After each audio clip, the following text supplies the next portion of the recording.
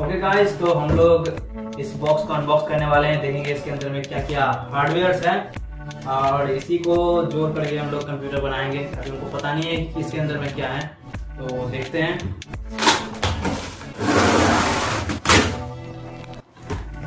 Okay guys, देख सकते हैं Ryzen 5 5600G गीगाबाइट SMPS 450 वाट का। उसके बाद ये मदरबोर्ड गीगाबाइट B450 का, 1 गीगाबाइट का रैम, 3200 मेगाहर्ट्ज। तो हम लोग इसको बिल्ड करने वाले हैं अगले वीडियो में। Subscribe our channel.